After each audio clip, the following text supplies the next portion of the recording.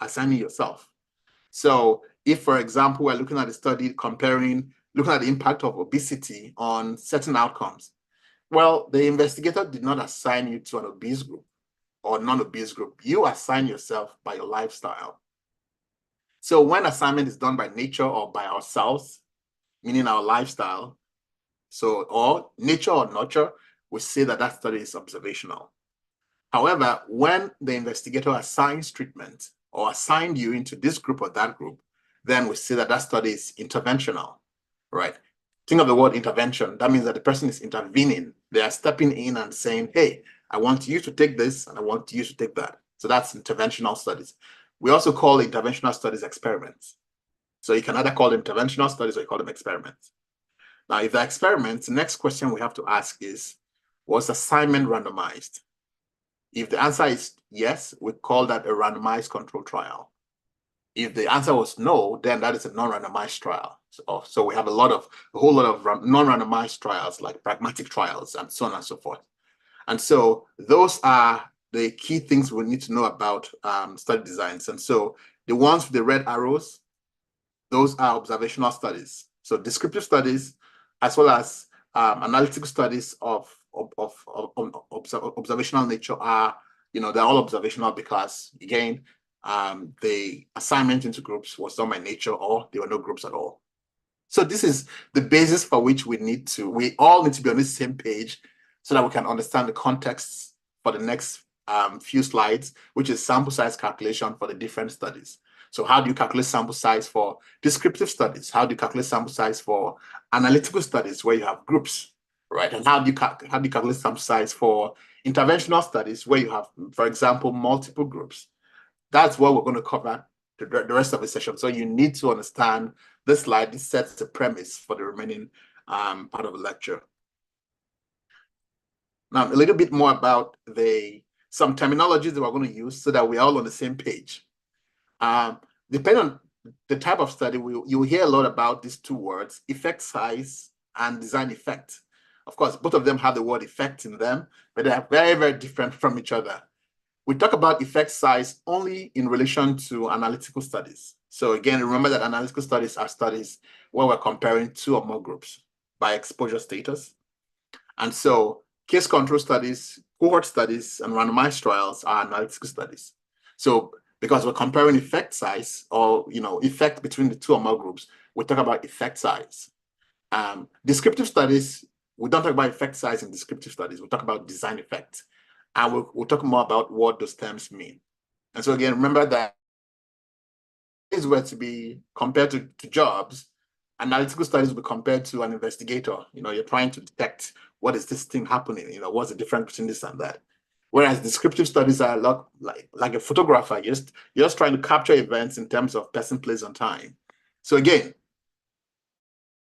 we're talking a lot about effect size and design effects. And we'll explain when we get to that respective points what those terms mean more.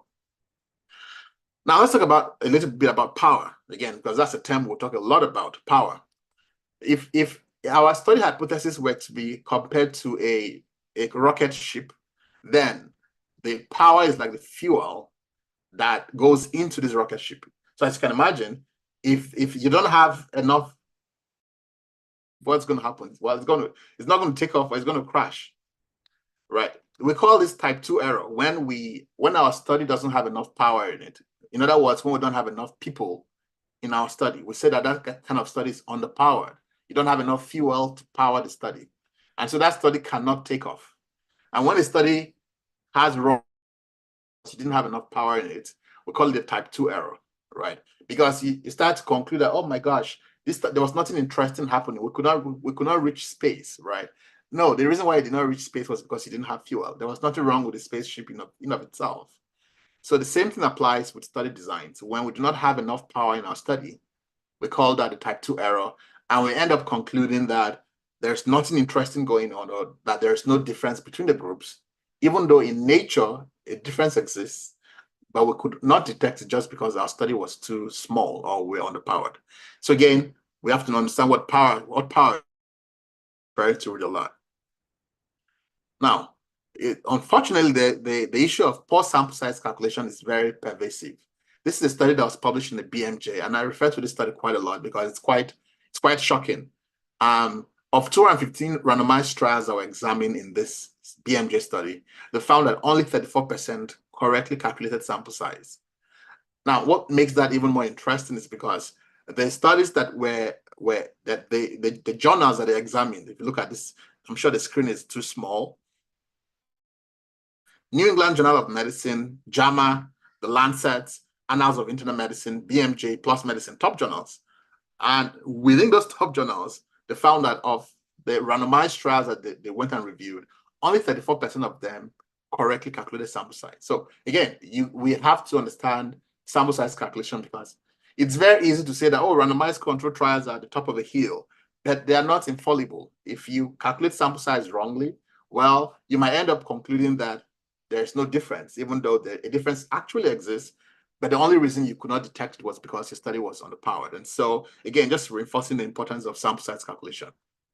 So for this session, what I did was I went to all of the sites and I grabbed some of the questions that people posted that were very difficult, so that we can then review them and recalculate the sample size in relation to what they were asking. So these questions caught the gamut of both observational studies as well as experimental studies. So we'll look at those questions and then we'll see how do you calculate sample size for such designs with the Chisquares platform. All right, let's look at the first case study. This is cross-sectional studies. And here is a question from the individual. It says, hello, we're doing a baseline survey for the evaluation of the program. The program is going to be implemented in 6 provinces and 18 counties. We want to have information by each county. Does this influence our sampling design? Will I need to account the counties as domains or subsamples and use a stratified random sampling design? So that's the crux of the question. So before we answer that question, let's explain. There are a lot of terms that are scattered in that we need to explain. There's stratification and clusters and all of that. So let's explain all of those terms first, and then we'll come back to how do you calculate sample size for that kind of scenario. So one of the things that might shock you to understand, that many people find quite difficult to wrap their head around, is the concept that sample size is agnostic of population size, right? What that means in simple terms is that the sample size I will need to calculate or need to derive for a survey in Abuja, Nigeria, is the same sample size that I will need for the whole of Nigeria, or for the whole of Africa, or for the whole of the world. Sample size is agnostic, and I'm going to demonstrate to you why that is so. So if we're just looking at overall prevalence, the population size does not matter. So it doesn't matter whether it's all of Africa, all of the world. This is just one tiny, place like Abuja. Sample size, again, is agnostic of population size. But we need to we then start to worry about issues of more nuance when we start to stratify, when we're not just interested in the overall population, but within that population, we're interested in subgroups as well. We'll explain that a little bit more in the next few slides. This is just an analogy to reinforce the point I made earlier, that sample size is agnostic of a population size. So here you have this chef, and you can see he has different sizes of pots here. A very small pot, a very large pot. Regardless of the size of a pot, all this guy needs to taste the soup is this small spoon, right? So it doesn't matter whether he's trying to taste from the biggest pot or the smallest pot.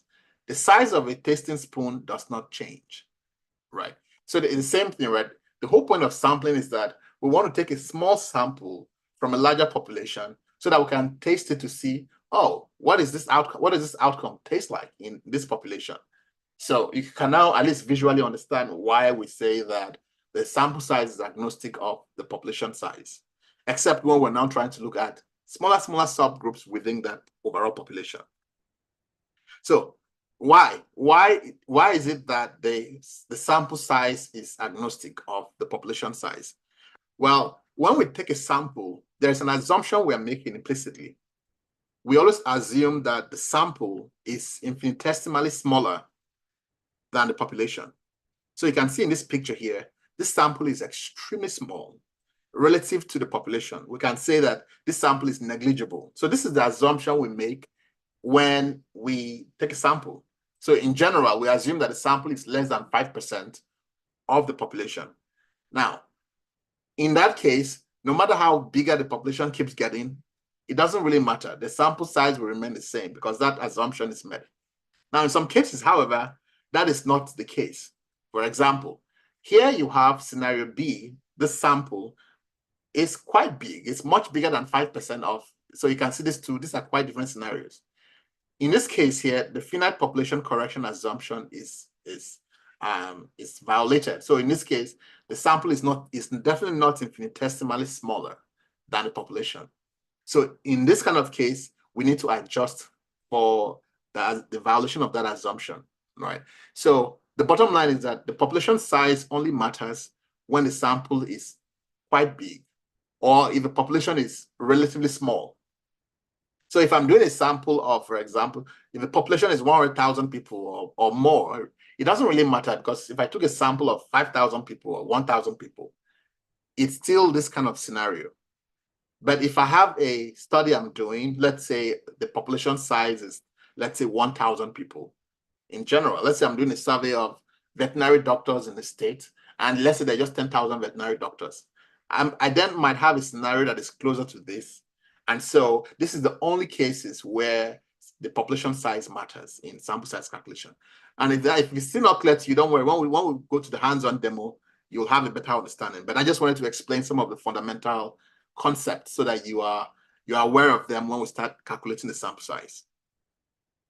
Now, simple random sampling is something we also have to understand and how it differs from more advanced sample size calculations.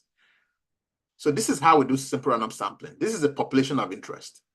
We first of all assign everybody a number, like we have in this case, and then we draw random numbers from. So in this case, we want 1, 2, 3, 4, 5, 6, 7, 8, 9, 10. We want 10 people from this population. So we assign everybody a number, and then we randomly draw 10 numbers, and whoever was selected is selected. So it should be obvious to you immediately that for you to do a simple random sample, you need to have a list of everybody in that population. I mean, if we don't have a list of everybody in the population, how then do we assign them numbers and then draw a random sample? So that's why we call it simple random sampling. It's simple because, in the context of execution, there's nothing much involved. We're just getting a sampling frame. The sampling frame is this list of everybody in the population, and then we're sampling from that sampling frame, right? Now, in situations where you don't have a sampling frame or a list of everybody in that population, that means that you cannot use simple random sampling. Imagine you got into a country and you have to do a national survey. It is very unlikely that you have a list of everybody who lives in that country. So that means you cannot use simple random sampling. And that's why we have other designs like stratified or cluster sampling. So again, we want to understand the terms before we go back and answer that question. Now, these two terms sound similar, but they are very different. People sometimes confuse what clusters are versus what strata are. So here's a visual representation. This is strata, and this is clusters. So let's just look at the picture itself. Here you see everybody in this cycle is black. Everybody here is, green. Everybody here is light green. Everybody here is brown. So with strata, we divide the population such that everybody in a given group looks exactly the same. That is what strata are. Think of strata, think of segregation, think of similar. They all start with S. So that's how you can perhaps remember it. So with strata, people look similar within, right? But each stratum is different from the other. Everybody here is brown. Everybody here is green. Everybody here is black. So we have separated the population into this grouping such that everybody is the same. And the reason why we use strata is such that we want to ensure representation. Imagine you are doing a survey in a population where a certain group is a minority. Let's say you're doing a survey and these brown people are a minority, but you want to ensure that those people are represented in the survey. Well, how do you guarantee that? Well, you can guarantee that by stratifying so that you put the brown separate groups. And once you stratify, you must sample from each stratum. So here we have 4 strata. You can't create 4 strata and say, oh, you know what? I'm just going to sample from these 2. No, that's not how it works. Once you stratify, you must sample from each of the selected strata. So this is stratification, right? And the reason why we do stratification is, one, to ensure, most importantly, to ensure representation, to make sure that we capture people from particular groups that we're interested in. Now, this is cluster. As you can see here, the clusters are a bit different because here, you have, in each cluster, you have a brown, black, white, green, brown person, right? So strata, within strata, you have different within clusters, sorry, but we assume that each cluster is similar to the next. So the cluster 1 is similar to cluster 2 is similar to cluster 3, and cluster 3 is similar to cluster 4. So the idea is that if these clusters are similar to each other, do we really have to sample every single cluster? No, we don't. Because if they're all similar to each other, instead of going to all 4 of them, why don't I just take 2 of those clusters and use them for my study, right? So the reason why we do use cluster sampling is so that we can save time and money. It allows us to get people easily because people are already living in groups that we can quickly identify and get them for our study, right? So that is the reason why we cluster. So in large surveys, we almost always use cluster sampling because it's efficient. We don't always have a sampling frame. And so that's why cluster sampling is very desirable. So this is just visualizing it again. So here we have clusters, 4 of them here. And so we just select 1 or 2, a few clusters for our study so that we can go ahead. And again, the assumption is that the clusters look alike. And so if we draw a probability sample of clusters, that should be representative of our overall population. In stratification, we divide people into similar groups where in each group, everybody's the same. And then we now sample from each stratum. And that's how we create a population for our study. Again, once you stratify, you must sample from each of the stratum. You can create 4 stratum and say, oh, I want to just sample from 3 of the strata. That will not work. Now, let's go back to cluster sampling because it's very, very critical in survey design. It is not every survey that involves, it's not every large survey that involves stratification, but almost every large survey involves clustering or cluster sampling. So we need to pay a little more attention to what it is. Because if you don't understand this concept, then it's impossible for you to calculate sample size for surveys, especially large surveys. And that's why we're taking time to explain what these concepts are, because you need to understand them before you can calculate the sample size. So again, remember we said clustering is we divide the population into groups where each cluster looks like the next cluster. Now, the problem, however, is that the apple does not fall far from a tree. Within a particular cluster, people in that same cluster tend to look alike. Like, think of your family as a cluster, right? Everyone in your family, you have similar traits that are more similar to you compared to the next family, right? And so if you pick 2 people in your family, let's say you and your sibling, you are more alike compared to if you pick you and somebody from another family and compare them. So the apple doesn't fall far from a tree. And now that is a problem for us, at least from a statistical perspective, because imagine right now in a survey, we want to have as much variability as possible. So we have a problem where people look like each other in survey design. Think of it like we can illustrate it to a case where you have people being clones of each other. Imagine that for every person you survey, every second person is a clone of the first person. So I survey the first guy, the second guy is an exact clone of the first one. Well, that means that if I have surveyed 2 people, I don't have 2 unique responses. All I actually have is just 1 unique response because the second guy is an exact clone of the first person. So if I need that means that intuitively, if I need to get 50 unique responses, I need to survey 100 people. That's the simplest way we can think of it. So whenever we're using cluster sampling in our survey design, we always need to think about clustering and how we can correct for the fact that people in a cluster tend to be similar to each other. And that is where the design effect comes in. The design effect is it's a multiplier that seeks to correct for the fact that people in a cluster tend to look like each other. And so the design effect punishes the clusters for looking so alike. So the punishment it administers is increased sample size. So if we know that we need 50 unique responses, the design effect is saying, well, this guy, the second guy is a clone of each other. So how about we need to recruit 100 people before we can get 50 unique responses? And so that's the rough idea of what a design effect is.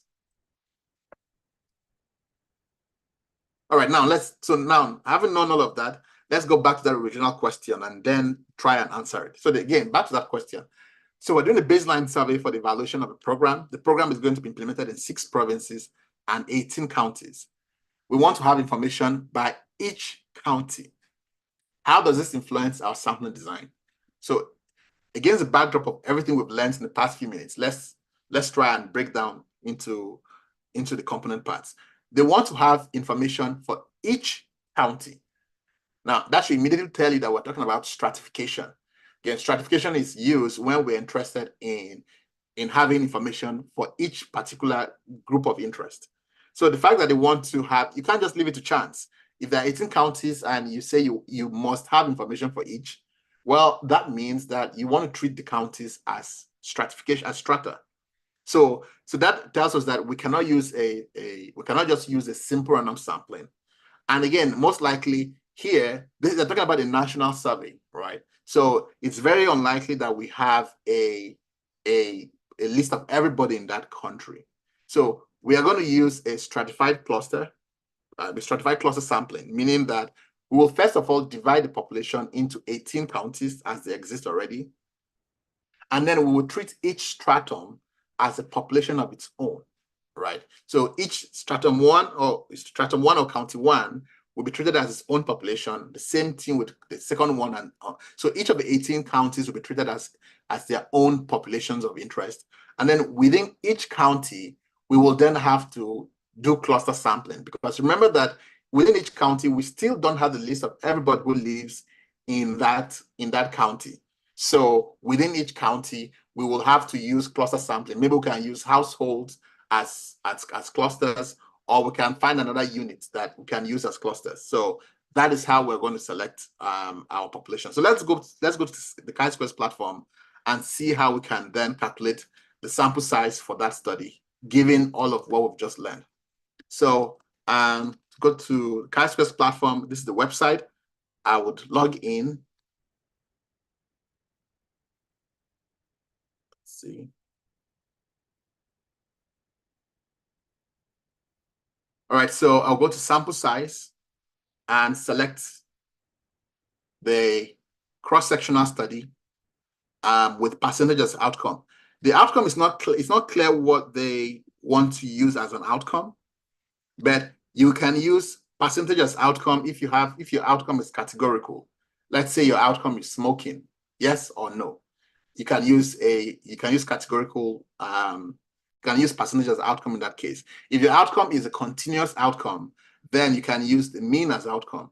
In general, you're going to get a smaller sample size when you use mean as outcome compared to if you use percentage as outcome, because with continuous outcomes, the variance is much smaller compared to with percentages.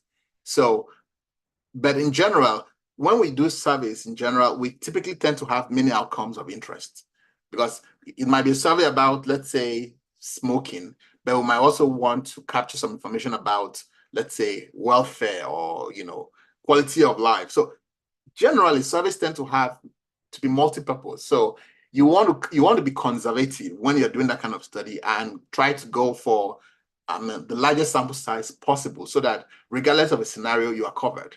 So I always recommend in that kind of cases going with percentage as outcome. So we'll go with that.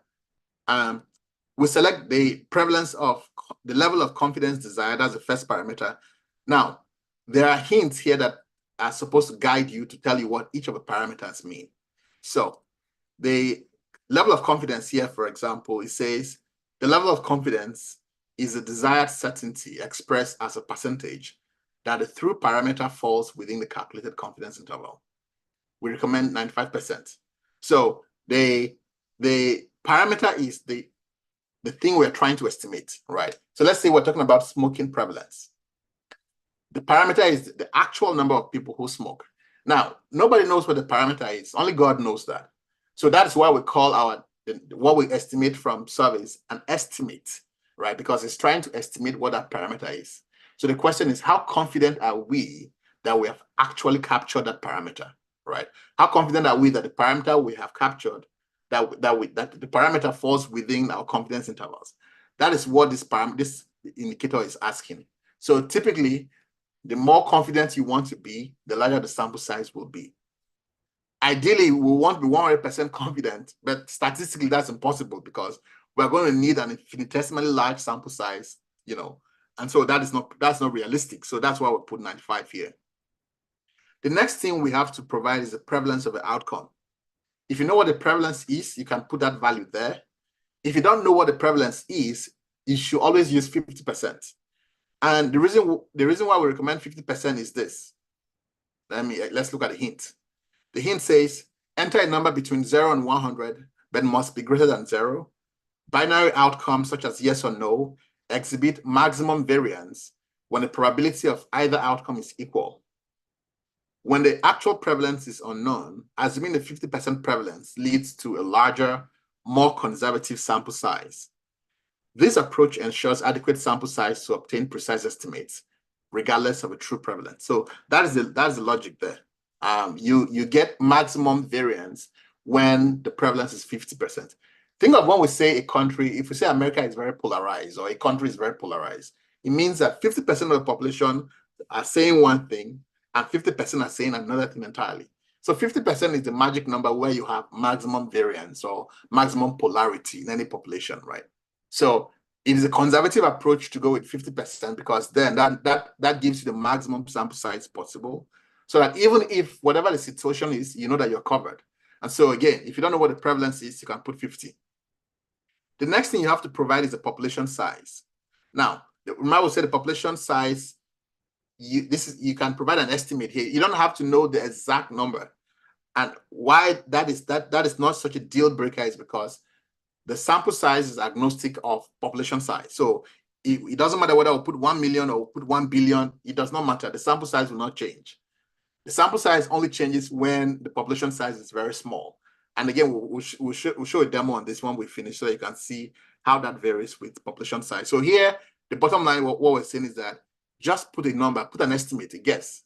The hint says a guess will suffice. If you don't know what it is, if it's a large population, just put 1 million and that's fine. Now, the next question, will cluster sampling be performed? Yes, in the case of this study we're doing, yes, because remember that we use cluster sampling when we don't have a list of everybody in the population, right? If you don't have a list of everybody in our population, then we cannot use simple random sampling. So we need to use cluster sampling. So in this case, yes, cluster sampling will be performed. However, if we're just doing a simple cross-sectional survey or simple random sampling, we will say no, because in that case, we will have a list of everybody and all we're doing is applying simple random sampling. But for the case of the scenario we're looking at, yes, we need that. Now, the next thing we have to provide is a design effect. Remember that we said the design effect is a parameter that we use to punish clusters for being so similar to each other. If you look at the hint here, it tells you that the design effect is a multiplier that accounts for clustering in surveys, penalizing them for similarities within clusters. In simple random surveys with no clustering, the design effect is 1. In cluster sampling, it typically ranges between 1.5 and 4. So here, you can let's go with 1.5 as the design effect. There are ways to calculate it, but if you can't calculate it, just put the number between 1.5 and 4. You can then try and do different sensitivity analysis and see the various sample sizes you get, and then decide on which fits best with what you have, your budget. Because of course, you still need to worry about logistics in study design. Now, number of strata. The scenario was that we have 18 counties and we need each of those 18 counties to be strata of their own. So here we're going to put 18. The margin of error. The margin of error talks about a measure of precision. So if you look at the hint here, it says that the margin of error is half the width of a confidence interval. A wide margin of error means you're willing to accept estimates that have been measured less precisely in return for a smaller sample size. And we recommend a margin of error of between 3% to 5%. So here, we're just going to put 5% there. And then the response rate, like what do we anticipate the response rate? Well, let's say we anticipate that half of the people respond. And so having provided all of those parameters, we can click on get results. And so our sample size has been calculated. We need 20,744 people. Again, this is a large survey where you want to treat each individual county as a strata. So you will notice that, of course, as you change the number of strata, you can look at how that directly impacts the sample size. If we change the number of strata to 2, see that the sample size reduces. So the number of strata has a direct impact on sample size. It increases by a factor of the number of strata you have in your survey. So the more strata, you can't be talking about huge number of strata if you don't have a huge budget, right? Because that directly increases the cost of a study. Because imagine having 20,000 people, you have to pay them incentives, you have to do the logistical work of going out to survey them. That's a lot of cost. So those are things that you want to put in mind. So sample size calculation for large studies shouldn't just be an issue of statistics. You also have to worry about the logistics of a study, like how are we going to execute the study? Like what resources do we have? And so one of the things you can do is play with these parameters, see how, changing certain things, how does that change your sample size? So for example, if we increase the population size and added 2 more zeros, does that change the sample size? No, it doesn't. Why? Because sample size is agnostic of population size. What if we reduce the number of zeros to 1 million? No, it doesn't. Sample size will still remain the same. Why? Because sample size is agnostic of the population size. So in a nutshell, this is how we calculate sample size for a survey. If, like I said earlier, if we're not doing cluster sampling, if we said no to this question, then we don't have to answer questions about design effects. Why? Because it does not apply. Design effect only applies when we're using that kind of cluster sampling. So in that case, the sample size calculation will be more straightforward. We'll just get a very small sample and then use that for our study. So that is how to calculate sample size for a cross-sectional study. I see their hands up. I'll take a few questions and then we can move to the next one. Bringley, what are the questions before we leave this particular episode? Charles?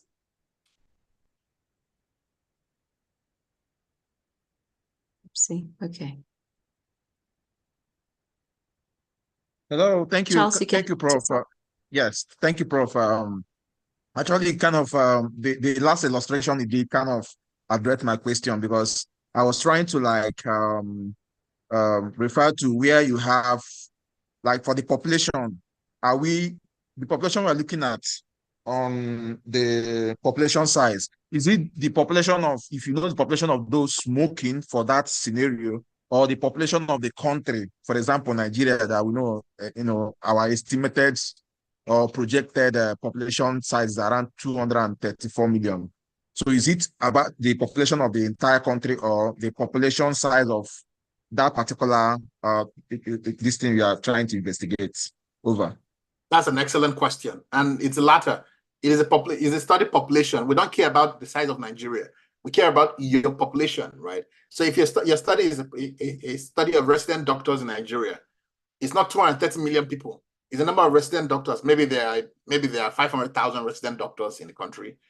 That would be your population size then. So it is the population size for the question in the study. If your question is a survey of cows, right, then the number of cows that make up that population size. So it's the latter, not the former.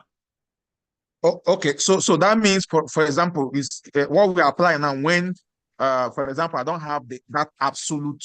It's just to like kind of estimate and put whatever I feel that is more or most appropriate. Is that correct? That is correct. So you can put a guess number there and say, okay, I think that the number, I don't need to know the exact number of resident doctors in Nigeria. I can say, okay, I think that it's going to be 300,000 based on my educated guess, and that should suffice. Sample size is not like it's an estimation, right? It's trying to see how much do we need. Again, and this, if you look at the formula for sample size calculation, population size does not even come into place here, right? There's no place in the formula for sample size calculation where you have population size. We only need it when we need to do that finite population correction. And so if you know the perfect number, awesome. If you don't, you can use a rough guess. Thank you so much, Prof. You're welcome.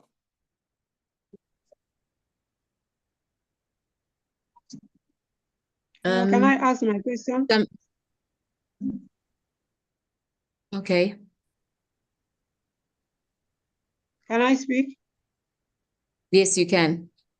Okay, thank you very much. Thank you, Doc, for this excellent presentation. You actually made it simpler. But I understood your explanation and how you differentiated between strata and cluster. So, but somehow I became a little confused when you said that the 18 counties, you regarded them as 18 strata. Why did you choose to use them as strata instead of a cluster? That's a very good question. I chose to do that because in fact, I did not even choose that. The investigators chose that by themselves. The investigators said that we want to have information by each county. This is a statement here that made us decide that we're going to use them as strata. So one of the things I most emphasize is that survey design is an art and a science, right? It depends on what we are asking. The same counties that we're using as strata here, in the next design could be clusters. It depends on what we're trying to achieve. So in this case, the person here says that we want to have information for each county, right? So in the case where we want to have representative samples for each county as the requested, the only way we can guarantee that is to ensure that we treat the counties as strata. And that is why we did that. We did it that way.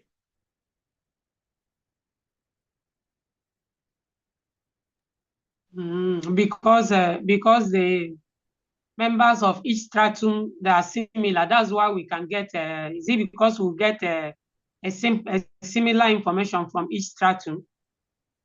Because the members are similar. So in this, okay, can you still hear me? Can you guys still hear me? Lungile, can you confirm? Yes, we can. Okay, I just saw a notice that my internet is unstable. I'm like, okay. All right. Yes, so I'm hearing you, sir. All right, great. So the study design or the sample size design is driven by the question, right? Is driven by the question we're asking determines the methodology we use.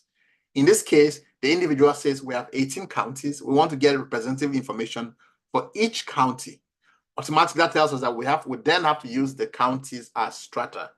Now, within each county, so we'll go to county 1, which is now serving as a stratum. I will say, okay, how do we now stratify? How do we now sample from this county? We can then look at that place and say, all righty, we can then use households as clusters. Maybe in this particular country, we have geographic information that treats, or you have blocks, census blocks, right? Communities are organized into blocks. And so we can choose to say, okay, we're going to use those blocks as our clusters. Or let's say it's a survey for students. Let's say the population is for minors. It's not very clear from this question what the outcome is. They just say they're trying to evaluate a program. We don't know what kind of program that is. But let's say the program they're trying to evaluate is a fluoridation program, right? A dental fluoridation program in schools or of children. Well, in that case, we divide the population into 18 strata, and then within each strata or within each stratum, we can then use schools as clusters. So within each stratum, we can then say already we're going to draw a random sample of schools and then sample all the students in that school, right? In which case that is a stratified cluster sample because we first divided the population into strata, and then within each stratum, we identified clusters. In this case, schools were clusters, right? And then we selected schools, and then within each of the selected schools, we sampled all the students. that would then be a stratified single stage cluster, because we divided into strata. Within each strata, we selected schools, and then within the selected schools, we then sampled every student in all the schools that were selected. Or we could say we're going to divide the population into strata. We'll select schools. Within each school, we're going to select classrooms. And then within each classroom, we're going to sample all the students that were selected in each classroom. In that case, that's a stratified two-stage cluster sample, because we selected schools, which was the first stage within each stratum. And then the second stage, we selected classrooms. And then within each classroom that was selected, we sampled everybody. So that would be a stratified two-stage cluster sample. So the point I'm trying to make is that it is not fixed in stone, the design of a survey. It depends on what the question is. The question here is very specific. We want to have information for each county, right? That now tells you that, okay, so you have to interpret what the request is, and then decide whether you're going to use counties as strata, or whether you're going. Again, it is not fixed in stone. It's not a rule that this particular thing must be a strata or must be a cluster. It depends on the context. So, and this is why you need to understand the differences between those terms, so that you have a judgment you make a decision that, okay, this is what we're going to do in this scenario. If you brought in 10 survey statisticians and asked them to design this study, you're going to get 20 different designs. And none of them is more correct than the other, right? Because again, survey design is both a science and an art. I hope that is clear.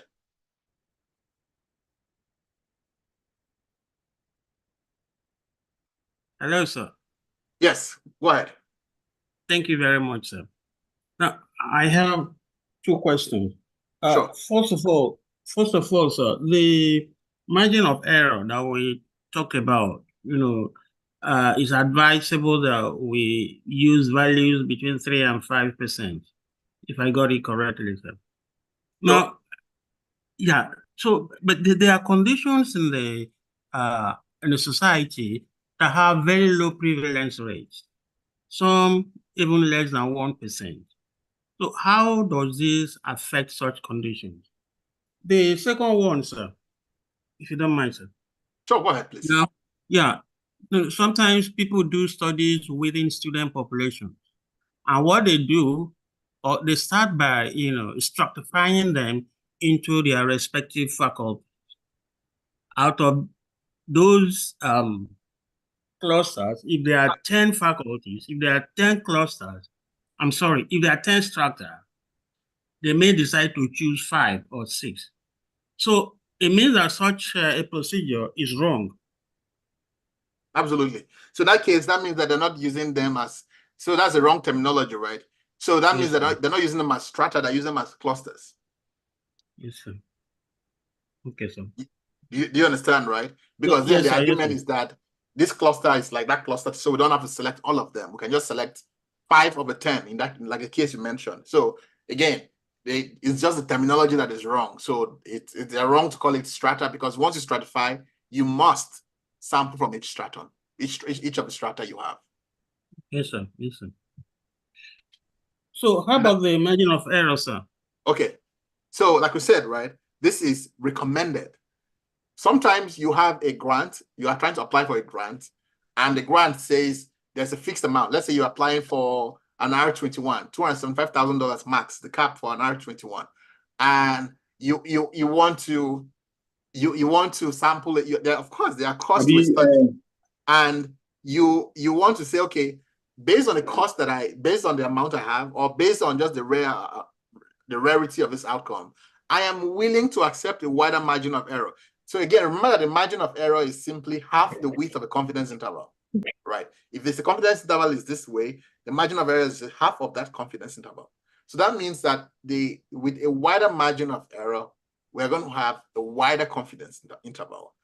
But in return, we're going to have a smaller sample size, right? So again, none of these things we say here are fixed in stone. These hints are just to guide you so that you know where to start.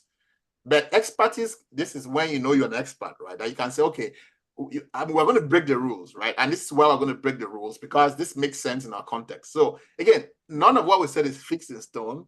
It's just to provide some guidance so that you know where to start from. So in that case, I can even say I want to accept a margin of error of 10, right? But that means that my confidence intervals are going to be very wide. So you can't have everything in life. You can't have a wide margin of error, and also there are always trade-offs, right? So when you get something, you are giving up something. We are getting a smaller sample size that aligns with our grant or aligns with whatever we want to do.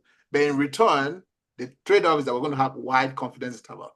So in this case, for example, if we said that we wanted to have this here, the sample size is much smaller, 1 and 3. But if we said our margin of error is 5, of course, the sample size is going to increase, 769.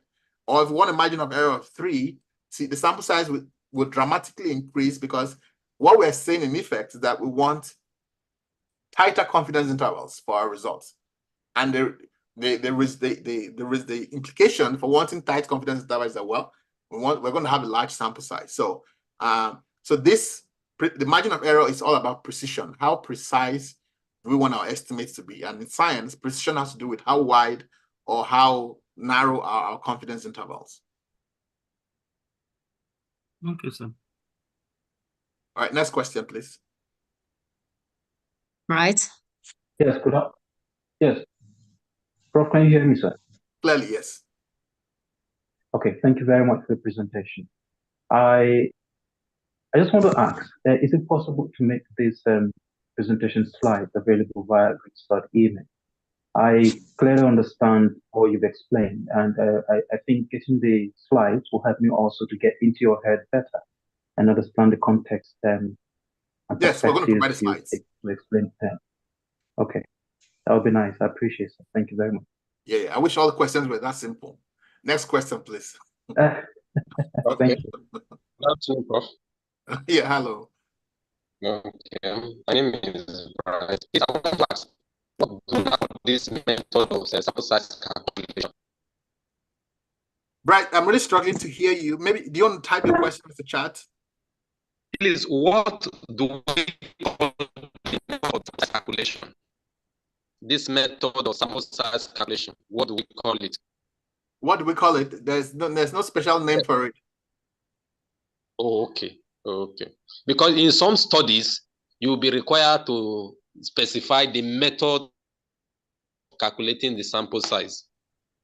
So that's why you have this formula here. You can provide and say sample size calculate. These are standard formula, really. There's nothing really fancy about them.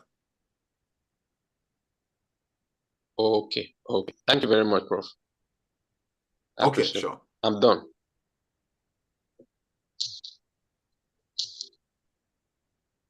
Okay, that was Bright. Sheriff Williams. Oh, good afternoon. Hello. Am I audible enough? Clearly. Thank you very much. Yeah, my name is Sheriff Williams. I'm calling from Obafemi Awolowo University. My question is trying to get what the sample size will look like when you have a study that has heterogeneous population. For example, you are trying to work on waste management and you are trying to consider stakeholders in this regard. Specifically, if you have livestock farmers that generate waste, but you know there are some other stakeholders that are involved in this waste management system. There could be a population of some selected livestock farmers, but by the time you do what they call stakeholder mapping, and you feel like, oh, some map stakeholders, like extension agency, like people in the regulatory or the enforcement agency should be involved. How then can we ensure that the number of such respondents would not be underpowered? Because your one is supposed to include all these, stakeholders, and which are heterogeneous in nature. That's a good question. I hope. Yeah, I understand your question clearly. So in that case, you don't even need to do sample size calculation. So just to be clear, we worry about sample size calculation when we're worried about probabilistic sampling. So let's take a step back. There are two types of sampling in research. We have probability-based sampling and non-probability-based sampling, right? Probability-based sampling is when we use that when we are interested in making inferences from the study population to the broader population, right? So again, think of the small, where is my slides? Aha. So here, again, we said this is the population.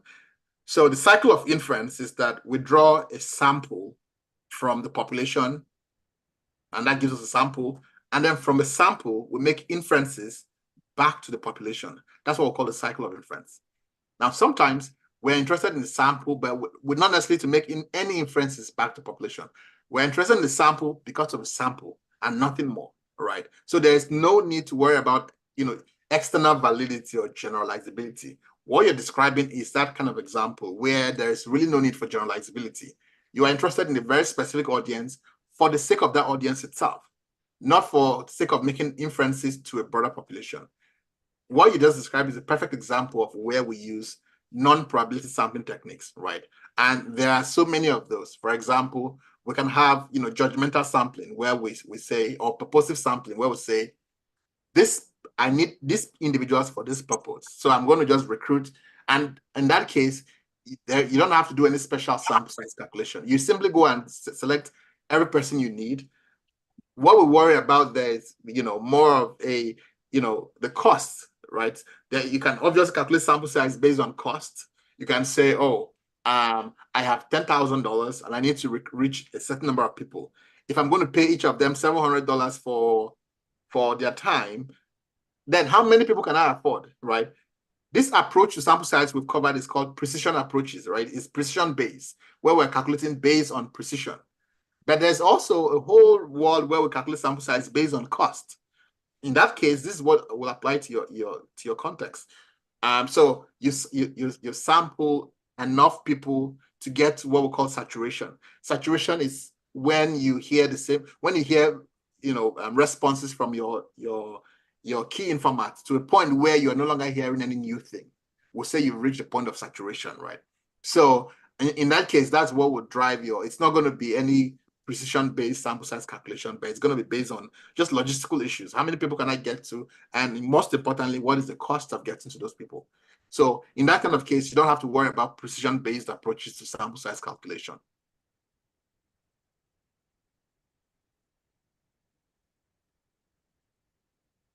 All right, next question.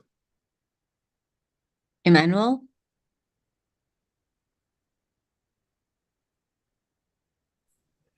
All right, Prof, thank you, sir. I want to ask a question from this slide you just raised. The sample size is almost closer to the population size. Does that not make the study more accurate? And again, second question is, if you are to stratify a population, can you carry out a simple random sampling from the population you've stratified? And the last question will be from one of the questions someone asked here about stratifying a faculty in a school, and you mentioned that could be a cluster sampling. Then if you do a cluster there, and you have in a department, for instance, someone studying medicine and the other one's studying nursing, are there still similarity if you carry out a cluster sampling there? Thank you. Okay. So the first question, this is a common misconception where people assume, and I think I have a slide on this. Let's see. Found it. So this is a very common misconception in research. So this study here, this title, Sample Size and Its Importance in Research. And this author makes a point here. Let me see if I can find it.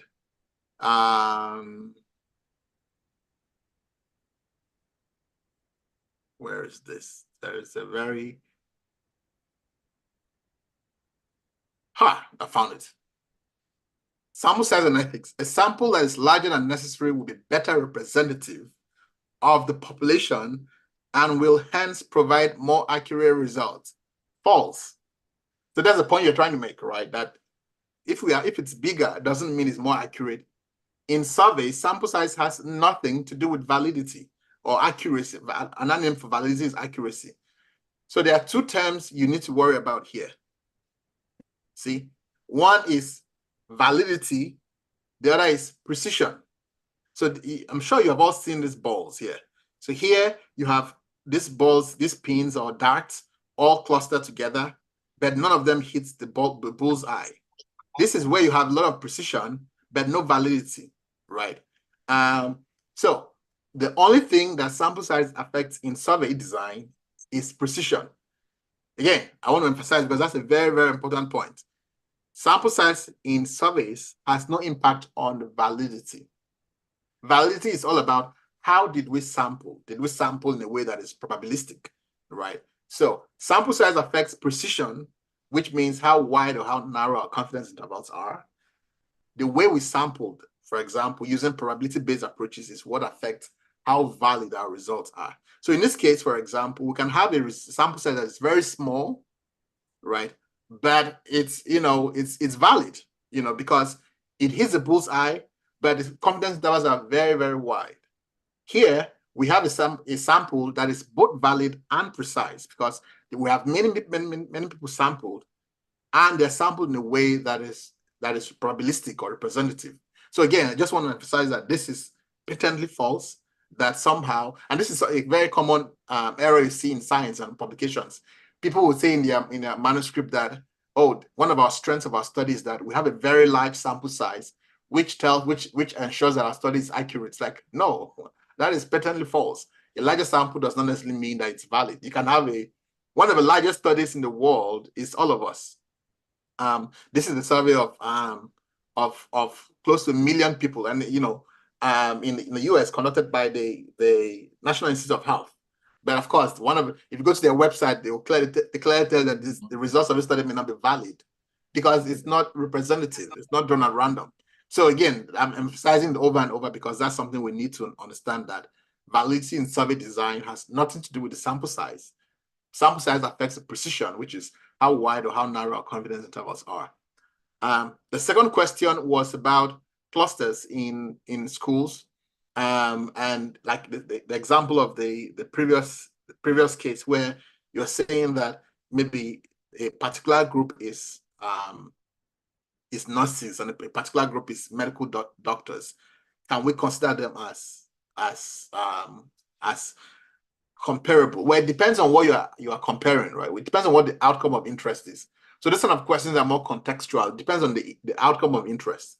So, but the bottom line of what I'm trying to make is that a lot of these things are judgment calls. You know your outcome better, so you should be able to make a judgment call and say, well, this is how we're going to treat this for the sake of this study, and it's going to be contextual. Then your last question had to do with, if you stratified, can you use simple random sampling within the particular stratum? Yes, you can. Once you stratify, you can do anything within a. Remember that stratification means that you're now treating each stratum as its own population. So you can do anything within a particular stratum. You can say, in this particular stratum, I'm going to do a simple random sample. But that, of course, assumes that you have a list of everybody that lives in that stratum, as far as your population is concerned. So again, there is no hard and fast rule as to what you should do within the stratum. It is a function of, do you have what kind of information do you have about the population? Do you have a sampling frame? And many, many other considerations. So the goal of this lecture is just to give you the core principles that you should think about when you are designing this kind of studies. All right, next question. Adedayo.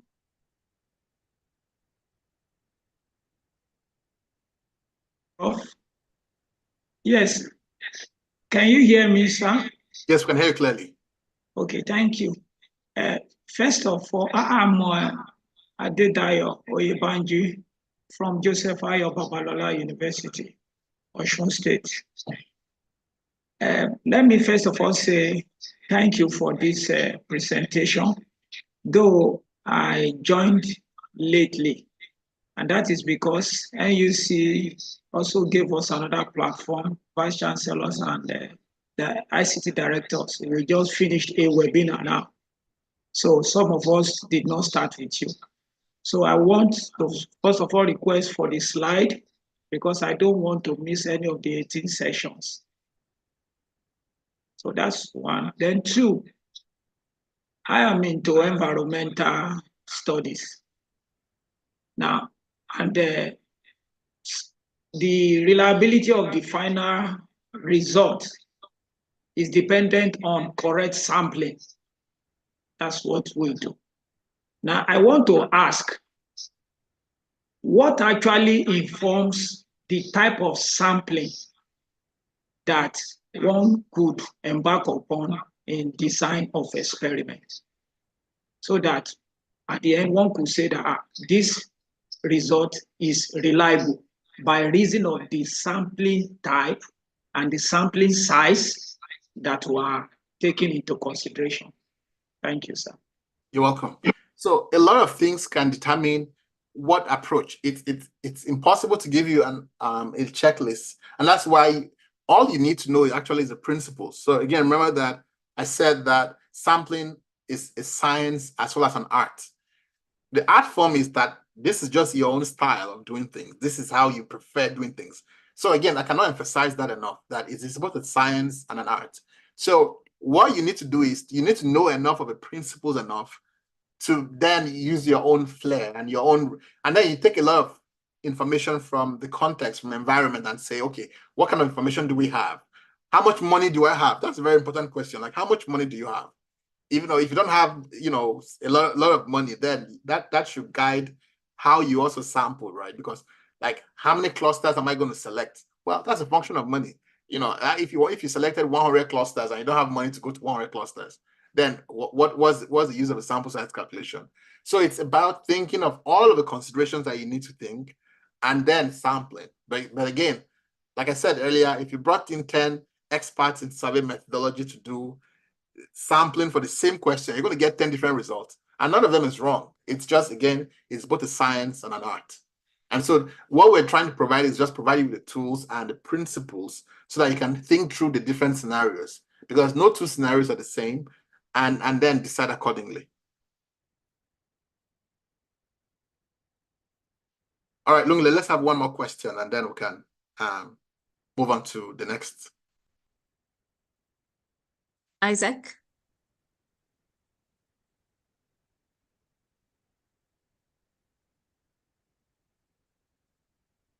Isaac, are you there? I'm here. Can you hear me? Can you hear me now? Yes, we can hear you clearly. Oh, sorry, I forgot to unmute myself. So I said, thank you once again. It's more of a request than a question, that if it is possible, you can provide some external links to also aid the webinar or relative understanding. And as possible, if the Chi-Square platform organization can also prepare demos that can, with visuals, such as you can see such as seen on YouTube, so that some of these things can also aid and accelerate the engagement when we have subsequent webinars, if they're available already. Yeah, that's a good question. Now we actually have our YouTube channel actually has a lot of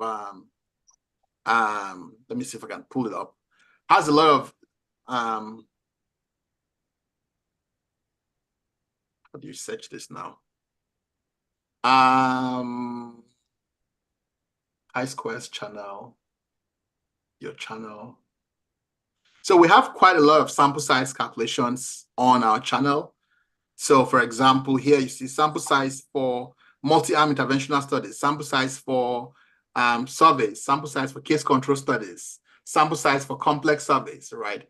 They're all here. So you can definitely, let me drop that in the chat. So you can definitely visit there and just play around, watch it, and then make sure you also practice. So you go to the app and then practice what you've just seen. That will help. Okay. Thank you very much, Prof. I appreciate it very much. Oh, you're welcome. All right, let's so let's move on to the next question here, which is, let me move out of the way, multi-arm interventional study. So here, this person says, I'm trying to design a trial which will have 1 experimental arm and 3 standard therapy arms, considering a baseline incidence of delirium of 60% with reduction to approximately 40%. Let me move this out of my way. In the experimental arm, what will be the sample size? Do we need to apply Bonferroni correction to the normally used p-value of less than 0.05? How will this affect the sample size? All standard online calculators give option of only 2 arms for calculating sample size.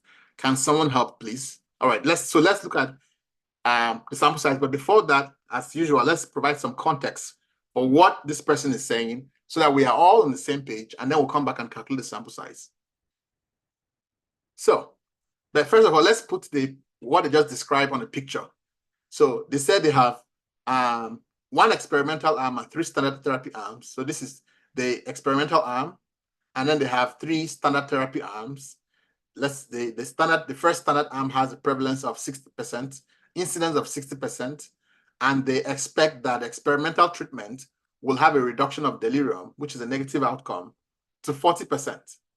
So again, we have 4 arms in total. 1 is the treatment arm, and then we have these 3 standard arms. We want to reduce the incidence from 60% among the controls to 40% in the experimental arm. So what is the sample size we need? Now, when we have multiple arms like that, one of the things we have to worry about is the issue of multiple comparisons, right?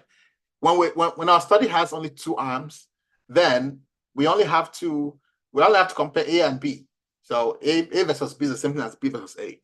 However, if our study has 3 arms, we now have to that now increase the number of comparisons from 1 to 3, because now we have to compare A versus B, A versus C, and B versus C. When our study has 4 groups, we have 6 comparisons, and we can generalize that with the formula n combination 2 or n choose 2, right?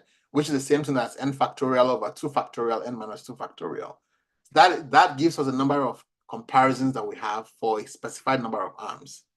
Now, the problem is that when we have that increases the likelihood of type 1 error. Type 1 error is that we just find a result because we are searching so hard, right? This is a fishing expedition, right? Multiple comparisons. So we need to control for the issue of multiple comparisons, because just look at this scenario: A versus B, A versus C, B. You are just going to find one significant result because you have so many groups you're comparing. So that's one of the things we have to worry about. And so sample size calculation for multiple arms is a bit more complex because of all of the issues with family error rates that we have to control for. So let's go to the Chi-Squares platform and see how we can calculate sample size for this scenario. So in this case, now we will go to comparative study with 3 or more arms, and we'll select percentage as outcome because they indicated that the outcome was categorical, it's incidence. Now, prevalence of outcome among control group, this is 60%, right? The standard arm 1, the incidence was 60%, so we'll provide that there. And then they said that in the experimental arm, they want to reduce that prevalence from 60% to 40%. So we'll put the prevalence here as 40%. The level of confidence is 95. The number of arms is 1, 2, 3, 4, which includes the control arm as well as the experimental arms. So this is 4 groups here. The power desired, power is, simply tells us, the larger power allows you to detect differences, right? So the higher the power, the more the sample size. And then the anticipated response rate. So let's assume that we have a dropout rate of 10%, which means our response rate will be 90%. And then we click on get results. This tells us that we need 272 people in each group, and the total sample size for all of them is 1,088 people, right? And this is the formula for sample size calculation in those scenarios. So you can see that there are a lot of things that go into this formula. We have to control for one of the most important things here is the non-centrality parameter, which accounts for the fact that you have the distribution when you have 2 or more groups or 3 or more groups is quite different statistically. But you don't have to worry about all of the math going on in the background. You just have to plug in the values for the respective elements, and the platform then calculates that for you. So that's how you calculate sample size for studies when you have 3 or more groups. Now, let me go to through the other ones, and then you can ask your questions when we're done. So here, scenario 3 is a retrospective cohort study. Let me zoom this. This is always in my way already. So a retrospective cohort study, here it says, I'm aiming to develop a retrospective study involving chart review of cancer patients, all having a specific type of disease. I then aim to perform various types of analysis of my data set, comparing a group of patients receiving specific treatment for less than 5 months versus another group receiving it for 5 months or more. So bottom line, they want to know, how do I calculate sample size for a retrospective cohort study? So let's look at that. Let's look at the calculation now together. So, but before we go on, let's look at the differences between these 3 studies, which are very similar in their description, but are quite different in the interpretation, but have the same sample size calculation with some minor differences. So the first is a prospective cohort study. The second is a retrospective cohort study. And the third is a case control study. People get these 3 studies confused all the time. So let's take some time to explain what they are so that we can understand the implications for sample size calculation. In all 3 studies are analytic studies where we're comparing 2 or more groups. In a prospective cohort study, we're comparing exposed and then non-exposed. The same thing with a retrospective cohort study, we're comparing exposed and non-exposed. In a case control study, we're comparing cases versus controls. In all 3 of them, exposure occurs before the outcome. Obviously, you need to have the exposure before you develop the outcome. What differs is the investigative pathway. So the causal pathway is the black arrow in bold.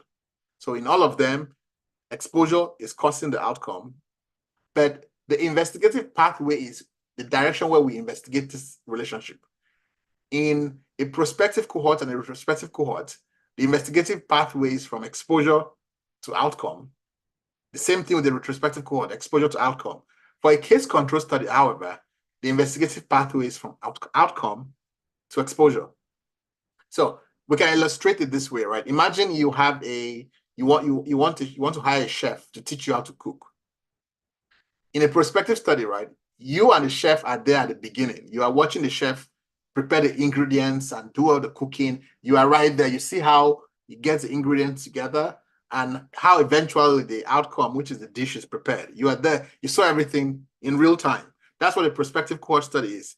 You were there at the beginning of a study when these individuals, exposed and non-exposed, when you started tracking them and you followed them along the way. You saw when people developed their outcomes of interest and you recorded these outcomes, right? All the way to the end of a study, right? Where people developed outcomes or not. And you recorded everything in real time. So this is a prospective cohort study. The investigator is here at the beginning of a study and tracks people a long time as they develop the outcomes of interest. In a retrospective cohort study, again, back to our illustration of a chef, you were not there when the chef started cooking, right? But you recorded, you put your video recorder on so that it recorded the whole event, so that when you come back after the chef has finished cooking, you can now put back the video recording and you can now watch. And so it's as if you've gone back in time to watch how everything happened, even though you were not there, right? So that's what happens in a retrospective cohort study. We come at the end when everything has finished, but we use the documentary evidence. We look at case records, look at all manner of data that existed, right? And that allows us to piece together a narrative of how individuals led from being exposed to developing the outcome of interest. In the case control study, we came after the chef has finished cooking, but in this time, we don't have a video recording. So what do? We now have to reverse engineer this dish. We have to put it apart and say, oh, okay, I think this is what is in this piece of, I think this guy used onions and garlic, because when I break apart the dish, this is what I can figure out.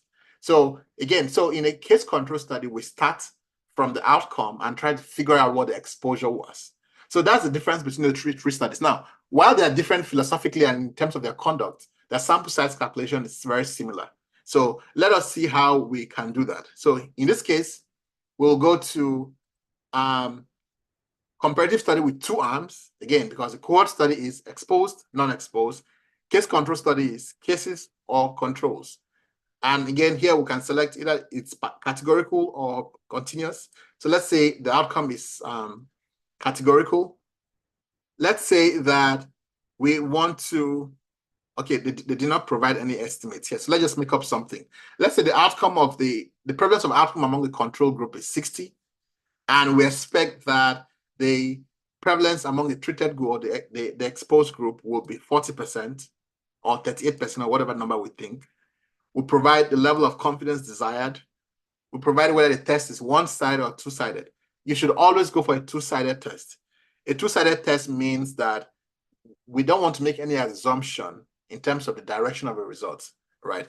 We might say that people who have, let's say our studies amongst comparing smokers and non-smokers in terms of oral cancer. You can't just assume that, yes, smoking will increase the risk of oral cancer. Sure, that makes sense, but how do you know that smoking does not protect against oral cancer? Perhaps, people who smoke have increased keratosis or increased lining of the oral mucosa, and that somehow magically protects them from oral cancer. The point is that you don't know, right? If you knew, there's no point of doing research if you already know the answer. So instead of just assuming that the result will go one way, just always you go with the two-sided test. And then we'll provide the power, we'll provide a ratio of controls to cases as 1, and then we'll provide a response rate and we'll get results. So that tells us the number of people we need. In a case control study, if this were a case control study, we typically recommend using a ratio of 4 controls to each case.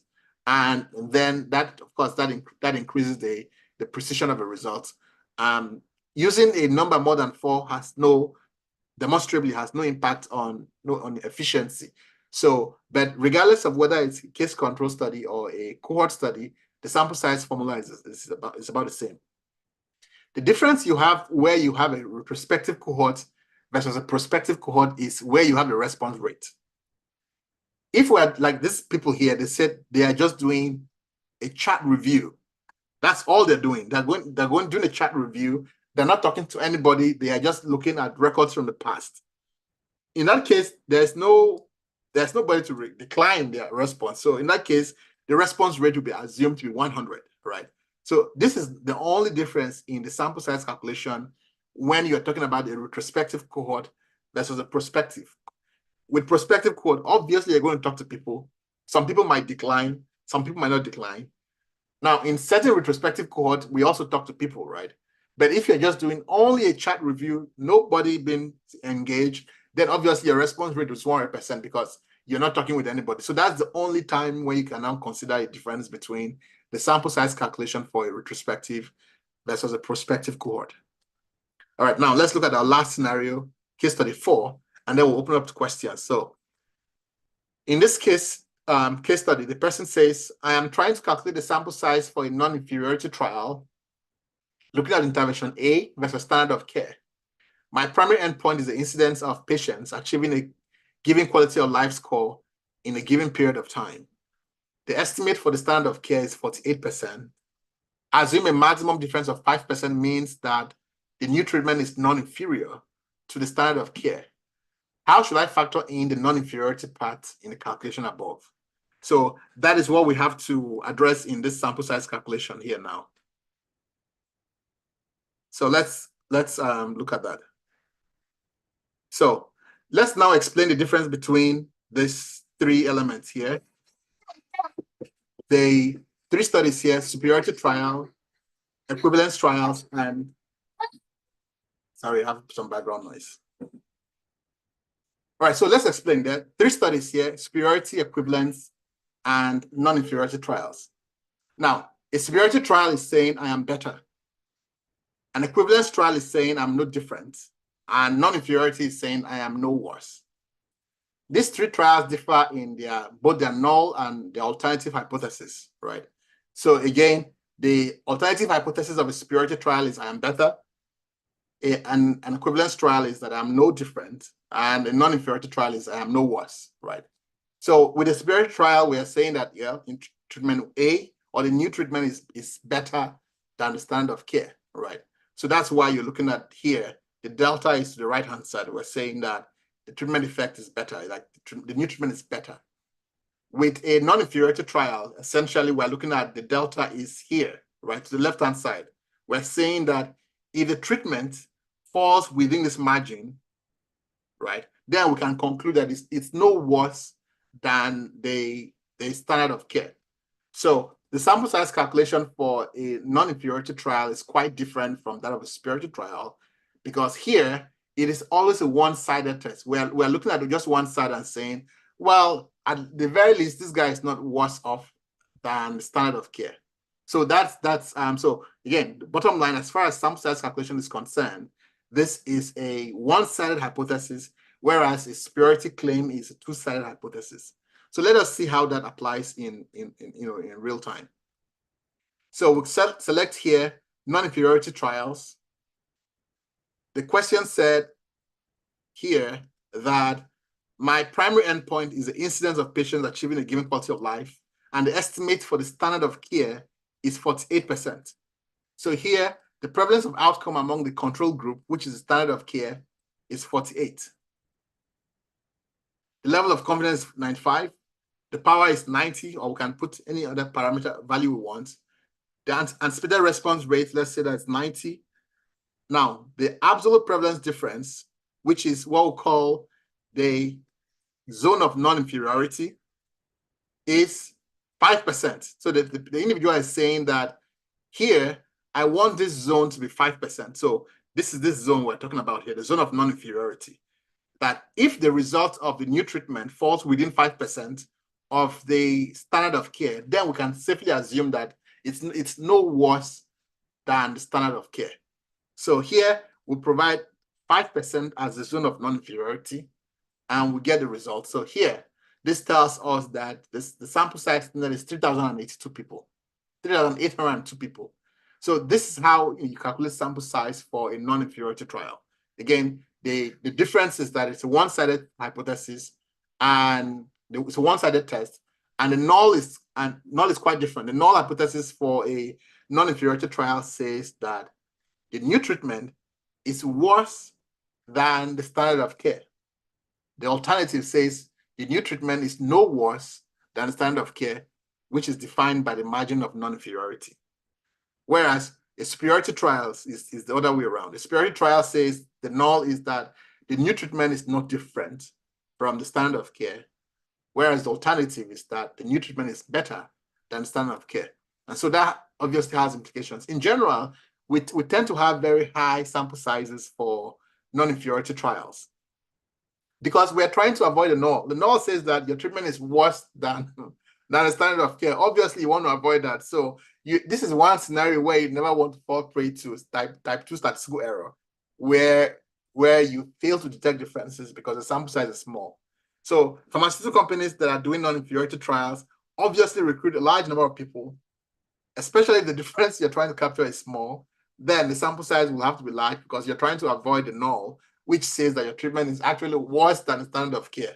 The only way to avoid that is to make sure that you have enough sample size so that you can detect the differences.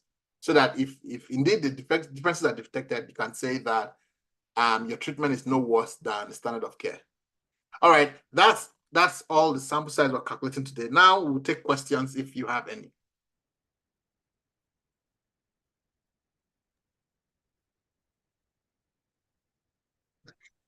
Any questions? You can raise your hands.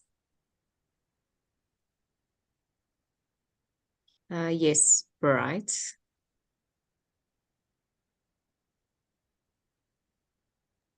You can unmute yourself, Bright. Hello. Thank you, Prof, for this presentation. Can you hear me, please? Am I audible? Yes, you're very audible. So this last session I was just taking, I went to the platform trying to experiment, practicalize the presentation, but I was told I need to upgrade before I can do that. So on the Chi-Square platform. So we have the sheet here. I don't know which university you're from, but you can select you can select whichever university you are from here and access the link from that. And if your university is not on this list, you can go to school not listed and click on that, and that allows you to put your name and email. That email should be the email you use to create that account that told you you need an upgrade. And that's how you can upgrade. So if you are from a university that's listed, you can use your institution's link, and that's how you get access to the institutional license under the NUC arrangement. Okay, sir. Thank you very much. You're welcome. Yeah. So you already have access to this link, and if you're not Lungile, you can share the link with.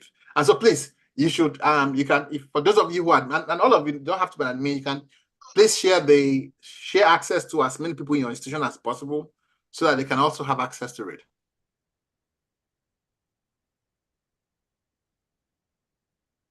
Okay, Isaac. Yes. All right. Thank you, Rob, once more. I recently got into a seeming argument with someone about one-tailed or two-tailed hypothesis. And I think you spoke about that when you mentioned something relating to certain studies. So the question is,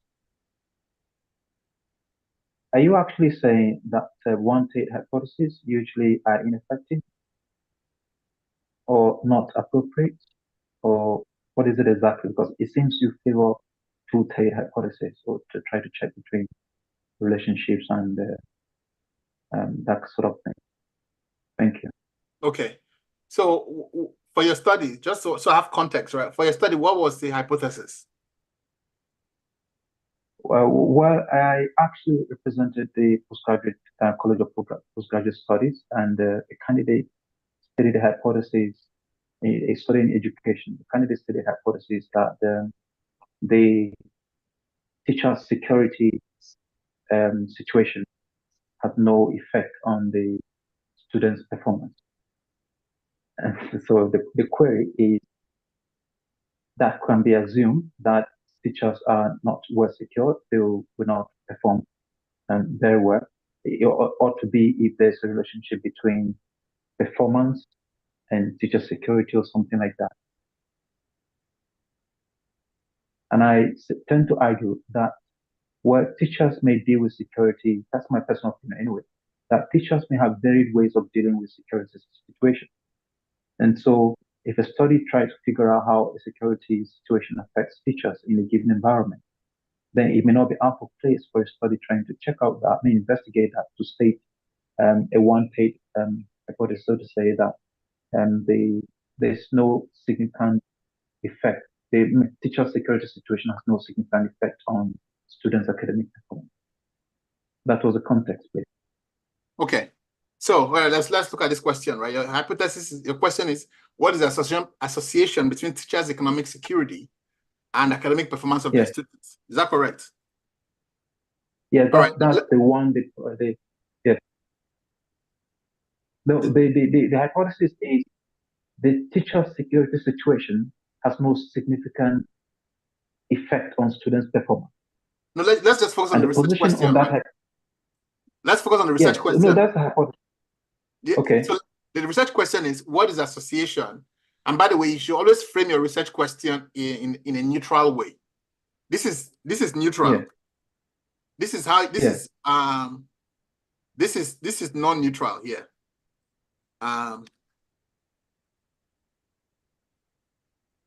Okay, I'm getting the point. Yeah. Does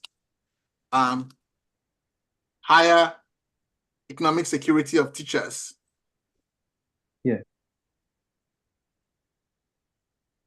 or is higher economic security of teachers associated with poorer academic performance of their students? To what extent does economic situation just affect student performance? So my point is that, right, hypothesis should be always, your research question should be framed in a way that is neutral, because again, you don't know, right? The whole point of doing research is because we don't know.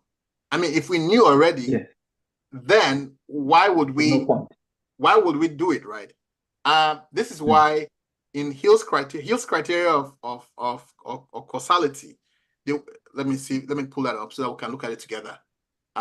Hill's criteria. I'm not sure if you've heard of this. So Hill's criteria. So Hill's criteria, this is very common. I'm looking for something that has images. Just I don't want to read text. This is fair enough. So this is Bradford Hill's criteria for causality. It talks about temporality, plausibility. Of all of this, right? I'll give you a few seconds to scan. Which of these do you think is the weakest from an epidemiologic perspective of all these criteria by Bradford Hill?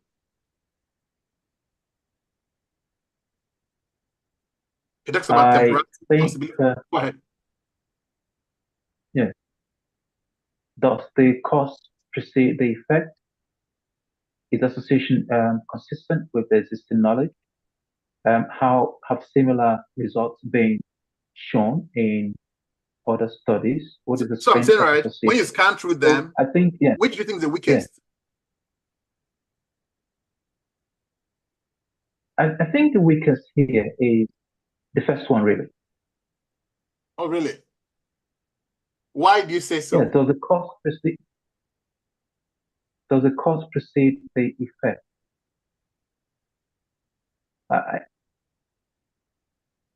Actually, that's one of the strongest. Okay. Right? I think the last one. I think the that's last actually one of the strongest. So the weakest, many... right? The weakest is No, I think the last one is the weakest. The last one is the weakest. Okay. Yes. So in general, right? Plausibility is one of the weakest. Plausibility is saying that, as far as I know, this thing is plausible, right? You are using your knowledge base as the basis for whether you think something makes sense or not. Plausibility simply means this thing makes sense to me.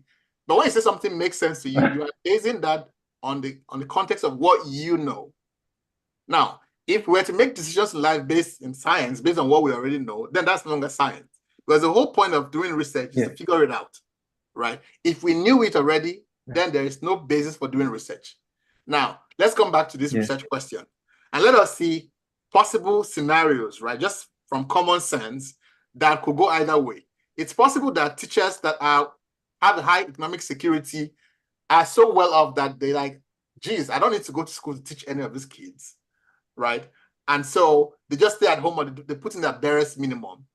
And so the students suffer, the academic performance suffers because these parents, these teachers are so well-to-do and they don't feel a need to, at least there's no economic incentive for them to go to class to teach. So in that case, you can see that the high academic, high status is leading to, you can hypothesize that it leads to poor performance, right? Now, you can also think of another scenario where you can say, wow, teachers who have high security are so motivated because they want the students to be like them when they grow, right? They also want to assure, because some of the students are their relatives or their neighbors, they are part of their community. And so for those who are well-to-do, they feel very motivated to make sure that the students succeed. Now here you see high status is argued, and that it leads to good performance, right? Now, none of this argument is insensible or is out of the ordinary. They all make sense, perfect sense, right? Like you can argue both ways and like, wow, I agree with argument one, I also agree with argument two. So how should you examine this then? This is why it's dangerous to go with one argument, right? Because you're assuming that this is the way it would go. But how do you know? That's the whole point of research, to figure it out. Do you understand what I'm saying? Yes, I understand. And this is why it is dangerous to go with the one-sided hypothesis. Because one-sided hypothesis says that, I believe that this is how it's going to go. But how do you know? So, bottom line, please always go with the two-sided hypothesis. Okay. So, using this example, how would you rephrase it? Using the research question stated here. How would I rephrase what exactly? I mean, there's a research question stated here. So let's say you start to form a two-stage hypothesis, let's say. I should use, no, so you're saying that, okay, so in that case, I would say that, so keeping it neutral would be that you say it's associated, right? So it's associated means, this word means like, whether it's a positive association or an inverse association, it's still association. Okay. Right. So I would say that, Yes. I hypothesize that there will be an association between teachers' economic security and academic performance of the students, right? But the point I'm trying to make is that try to avoid, except in very, very specific cases, like in the case of a non-inferiority trial, where we are only specifically looking at one direction, and hence we're using a one-tail test. You never can tell, like, because everything is just an assumption. You're just assuming that it goes that way. But how do you know? That defeats the very purpose for which we do research, which is to figure out what we don't know. If we knew it already, then there would be no point to do it. Oh, okay. So I get the point. The point is the language used should not imply that the researcher already has an idea of Exactly. the situation. So keep it balanced, right? And again, because going back to Hill's criteria, you are falling prey to this issue of plausibility. Plausibility says it makes sense to me that this will lead to that. But the fact that it makes sense to you doesn't mean it makes sense to me. So just keep it neutral. Okay. All right. All right. Next question. Thank you very much. I appreciate it. Oh, you're welcome.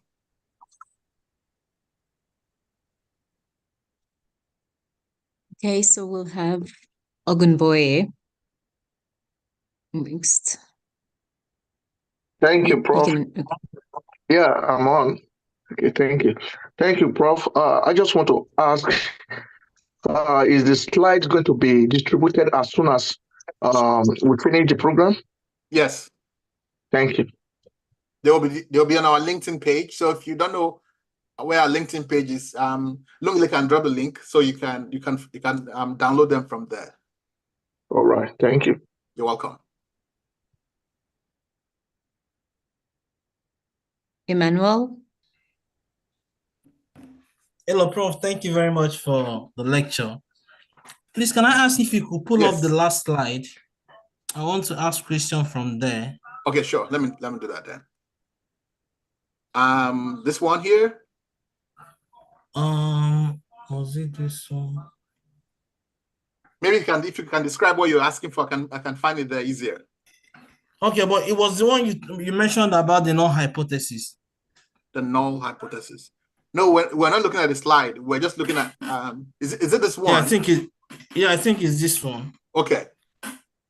Okay, now so my question is, if at the end of this study, the results, and if the hypothesis testing accept the null hypothesis, but because you mentioned about increasing the sample size, which would also help in rejecting the null hypothesis. So if at the end you increase the sample size and you still found out that at the end of the study that the null hypothesis was right, so would you accept, because here in the non-inferiority, the null says new treatment is inferior to standard of care. So, would there be a possibility of the results favoring the null hypothesis, and would you reject the null hypothesis even after you've increased the sample size? Thank you. Okay. So let me just try and reframe your question. You're saying that we're doing a non-inferiority trial, and for a non-inferiority trial, we've said that the null hypothesis is that new treatment is worse, right?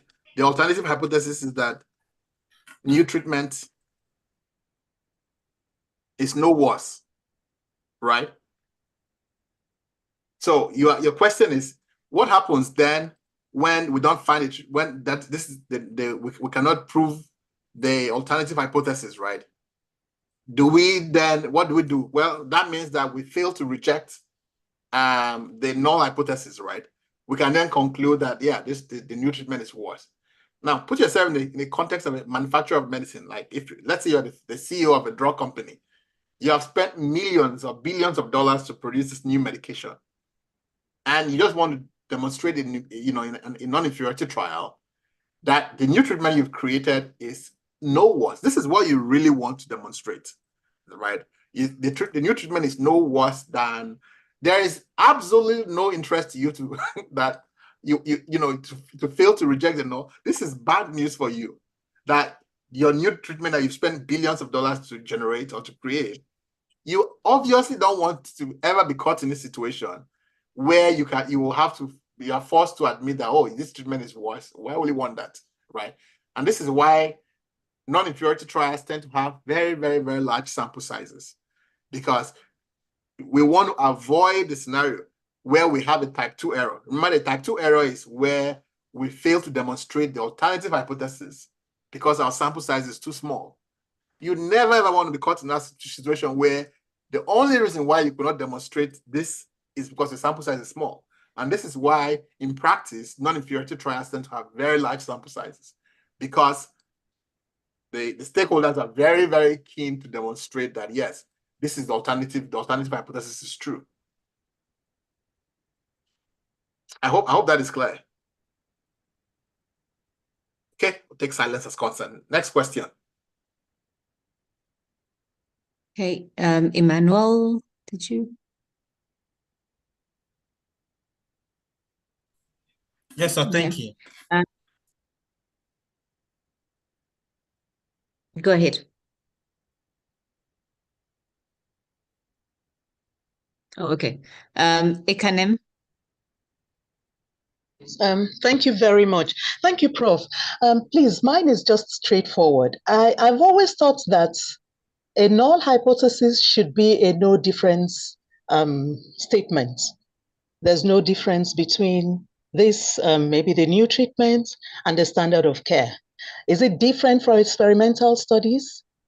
So it depends on the kind of study, right? And that's why the sample size differs. So this is for this, what we're saying here, this is for a non-inferiority trial.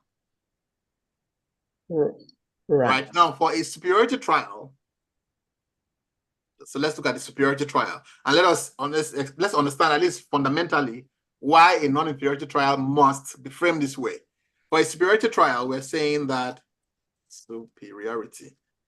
So in general, when you read studies, people don't typically explicitly mention superiority, but you can safely assume that whenever you see a clinical trial where they don't mention superiority or non-inferiority, you can safely assume that what they're actually describing is superiority. But in superiority, the null is that there is no difference between new and old, or let's call standard of care. And the alternative is that new is better than standard of care. Now, imagine if non-inferiority trials were framed this way. Just imagine the disaster we'll have on our hands. Remember that this guy just wants to demonstrate that his treatment is no different from a standard of care. All he has to do is just grab a few people and just administer the study. And then, of course, the sample size is too small for them to detect the difference. And then they come and conclude, yay, there's no difference between our study and the standard of care. Do you understand the dilemma we'll be in at that point? Oh, yes, I do. Yeah, that would be a really, really bad thing to happen to science. So that's why we frame non-inferiority trials in very, very differently. There is no incentive for you to have a poorly conducted study, because all you'll be doing is hurting yourself. You will now be saying that your treatment is worse. And so there is every incentive for you to make sure the study is well conducted, because, yeah, because then that's the only time you can conclude that, yeah, your treatment is no worse than the standard of care. So again, all of these things there, in general, there's no, it's all about the context. The null hypothesis, alternative hypothesis, it's all dependent on the kind of study, and that is what determines what the null and the alternative is. So in general, right, the way they teach in schools is almost as if this is the only thing that exists in the world. But no, that's not true. There are other considerations too. This explains it. Thank you. You're welcome. Yeah. Celestine. Thank you very much, sir.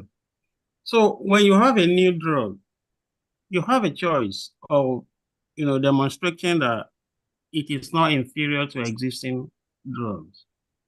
You also have a choice of simply demonstrating that it is better than placebo. What is it that influences your choice? So that's a very, very good question. So your question is, how how do you choose between conducting a non-inferiority trial and a superiority trial? That's what you're asking, right? Yes, sir. Okay. Now, in clinical trials generally, right, there are two major things we look out for: safety and efficacy, right?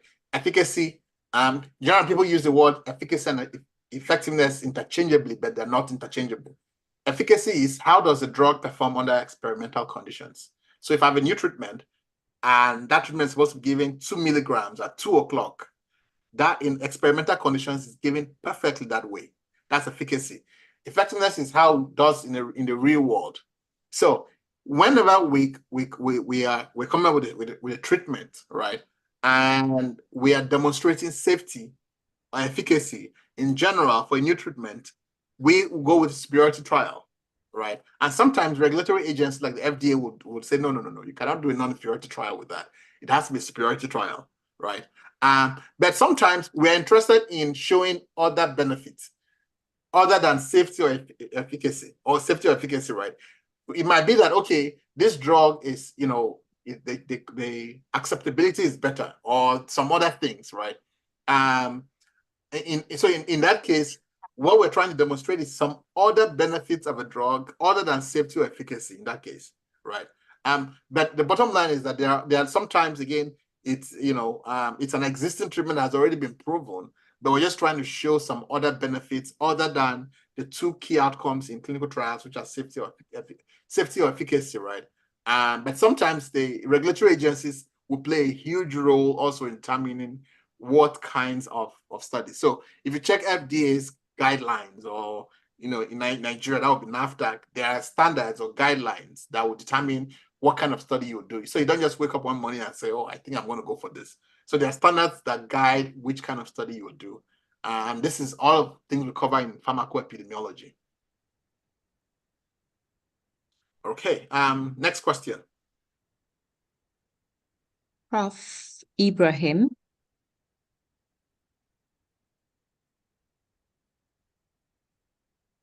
Prof. Ibrahim, you can unmute yourself. Yes, I have. Thank you very much. I appreciate the workshop, the webinar that is been on. And I just want to make a further clarification based on my understanding that I think we cannot assess if a company has invested so much on the drug research, and coming to this point is discovering that the hypothesis that was set will not favor the standard of care. I think that should not be the point. It will mean that we have preset the direction of the research.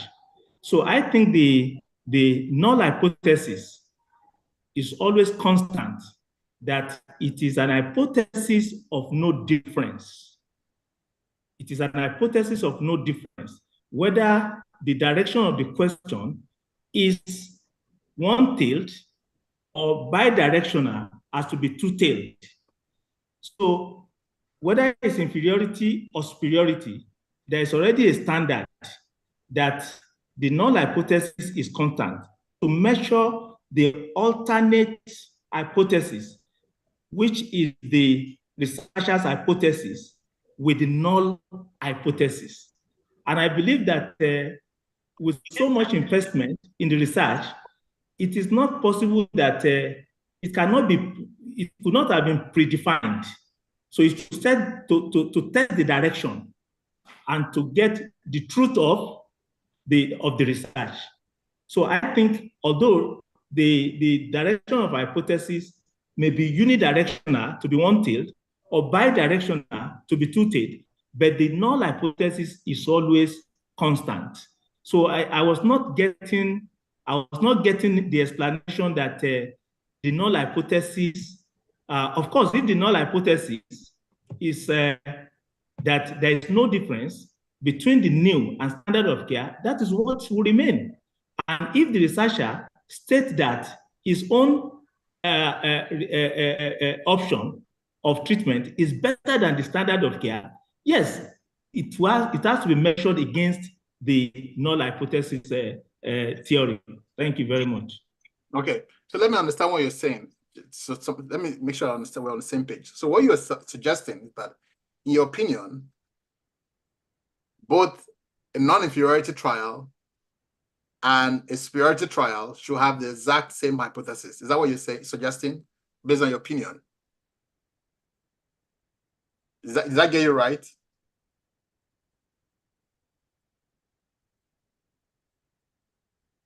Okay. Is the person with the questions? Can you? I think if you're speaking, you're on mute.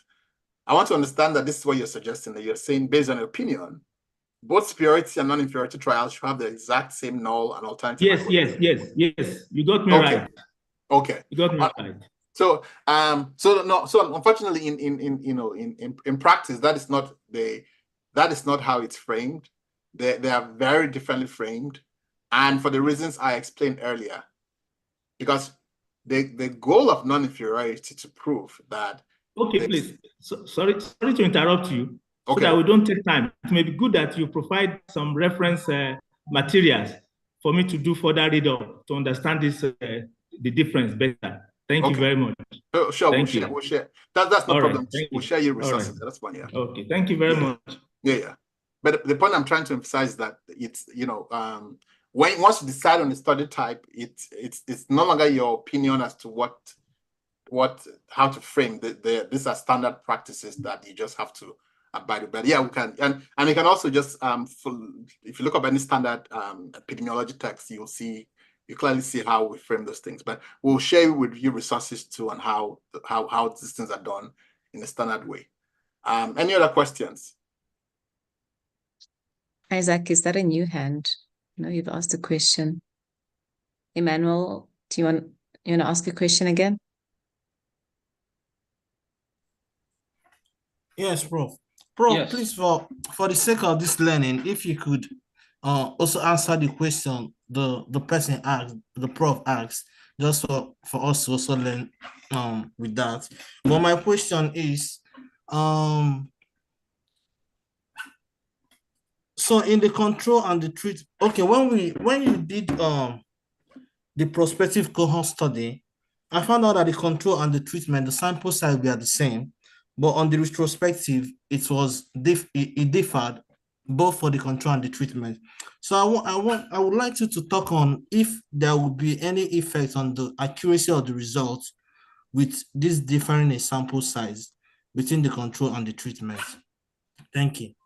So that's a good question. So the allocation ratio is, what's the ratio of controls to the cases that you want in your study, right? In general, right, we have allocation ratios of 1, meaning that for one case, you want one control. The reason why we use allocation ratio of 4 in case control studies for efficiency, you also have to understand that in the field, right, we generally have, I don't know your experience with case control studies, but it's quite hard finding cases, right? We use case control studies, for example, in outbreak responses, especially food poisoning. And so the reason why we have an allocation ratio of, for example, 2 cases to 1 2 controls to 1 cases or 3 controls to 1 case is to increase the efficiency, right? And again, we're talking about the width of.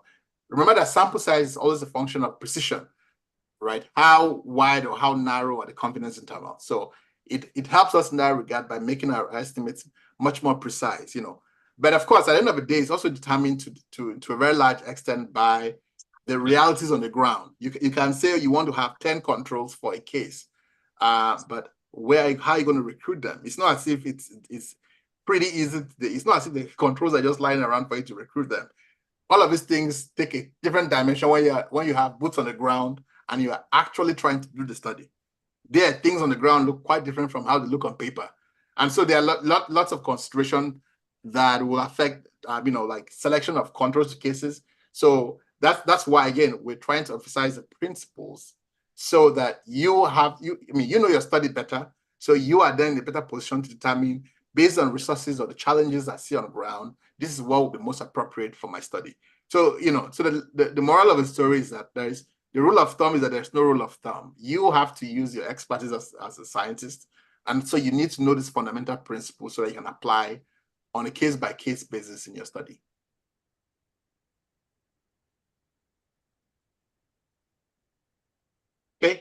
next question.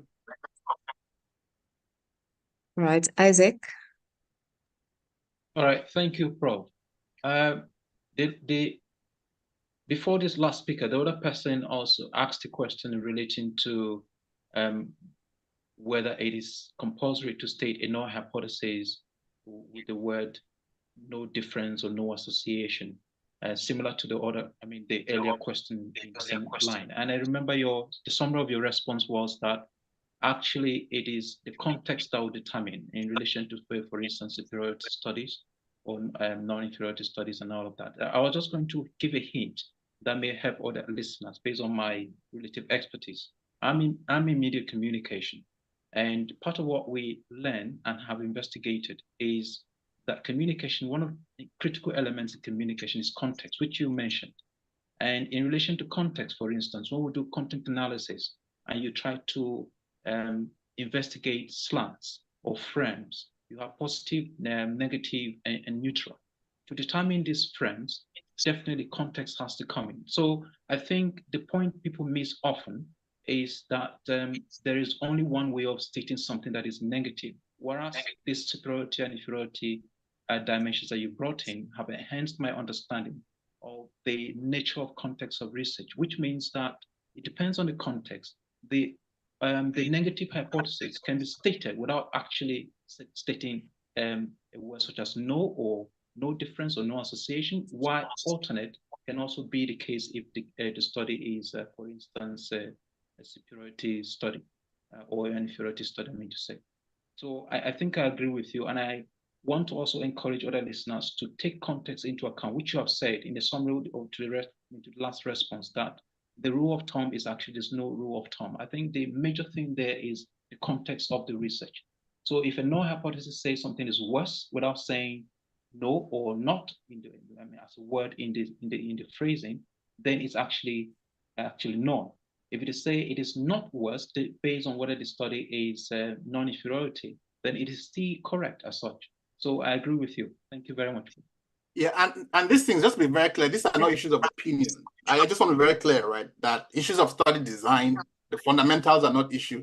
So if you just, let's say, null hypothesis, just a simple Google search and reading articles in the literature would help you learn, right? So what I would encourage you is just do a quick Google search and look at credible publications. So search, for example, null hypothesis for non-inferiority trials, right? That should help you learn how these things work. Because when it comes to these issues, there's no issue of opinions here. It's not, you can't say that, I am designing a non-inferiority trial, but my null hypothesis is going to be that way.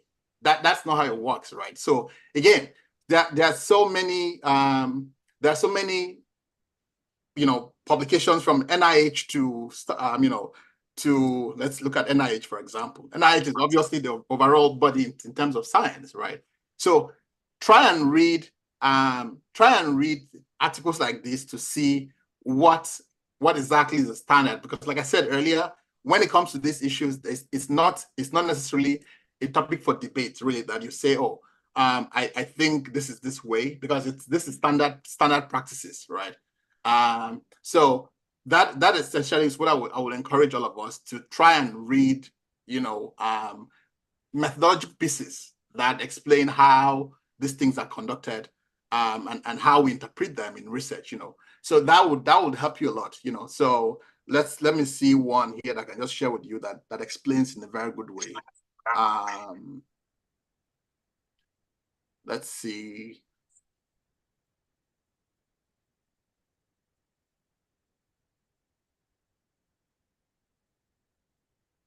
The BMJ. Let me see if this is a good piece, if it explains in. But again, I'm sure you have like millions of articles, really, that will provide you with a lot of guidance on how these things are interpreted. So hypothesis testing in non-inferiority trials. Null hypothesis is non-inferiority trial is that new treatment is inferior to standard treatment. These are the basics of study design. So please, again, like I said, do a quick Google search or PubMed, and you will find thousands of articles that explain this in great ways. I mean, obviously, in a session of 1.5 hours, we cannot obviously cover every single thing that has to do with study design in epidemiology in that session, but there are lots of good reading materials that would provide you on the right path, so you can see that, you know, when you're designing. So that's why you need to know what kind of study you're designing. Is it a superiority trial? Is it non-inferiority? Is it a cross-sectional? Because that context, that's what I mean by context. It means the type of study, right?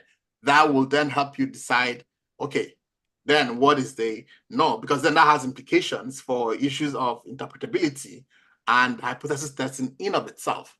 And so this is why, again, if you're in the world of clinical trials, obviously you need to know these differences. If you don't do clinical trials that much, you know, maybe it's just something of passing academic interest to you. But if you are in the business of, I mean, I'm in the business of, that's my business. You know, I do research, you know. So yeah, so for people like you, like, you know, if you're in that kind of category that you do work like that, clinical trials or clinical research, then you owe it yourself to be able to go and read this methodology and understand it, so that you're doing it correctly and you're also interpreting it correctly. All right, next question, please. Dr. Agaku, they're asking for the link. Can you share the link to that page? There are so many papers that I can read, but sure, I can drop this one here.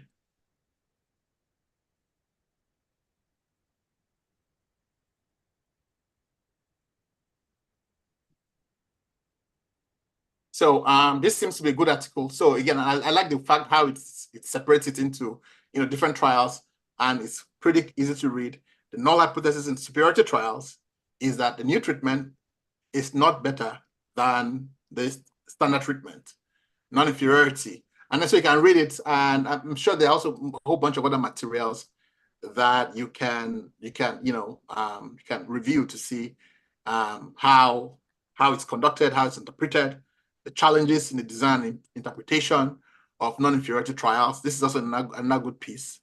The New England Journal of Medicine always has a very good way of framing things. And so this is definitely what I would recommend. Let me share this with you too.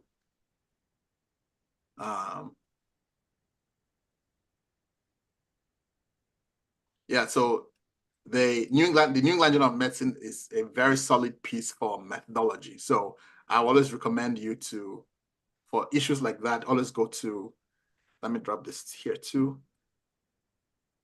All right, any other question?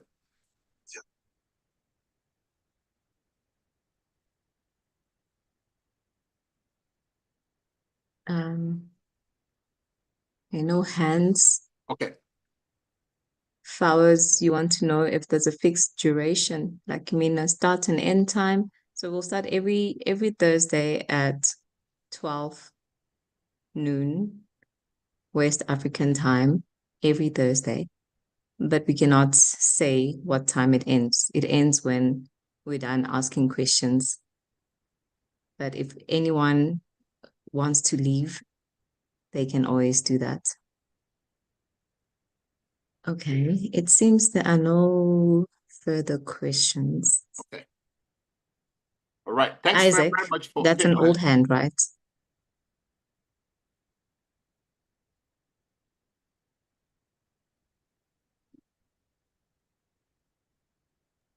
Yes, please. It's an old hand. I'm lowering it already. Thank you. Still up. Yes, I'll lower it. Okay, great. Thanks. Yes, thank you. Yes. Okay. Okay, so it seems we have reached the end. All right, super. Well, thank you very much for your attendance. And again, for those of you who do not have access yet, Lungile, I hope everyone has access to the spreadsheet. You can access the spreadsheet and from there access your institution. Or if you don't have, if your institution is not listed, you can use the one on the last and access it from there.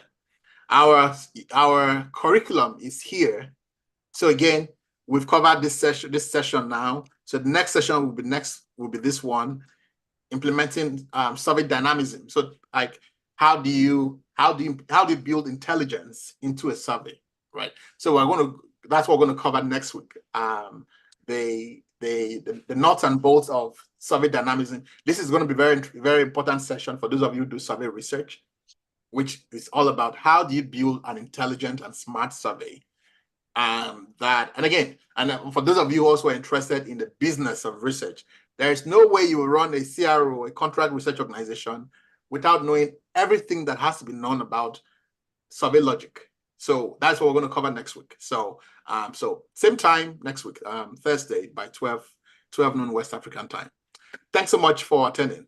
And if you have any questions or comments, you can drop them to us at info@chisquares.com. All right. Thank you and have a great day. Isaac, I assume that's still an old hand, right? All right. That's the case. He had lowered it. Maybe that's a new hand. Isaac, is that a new hand? Yes, it's a new hand. Okay, please go ahead.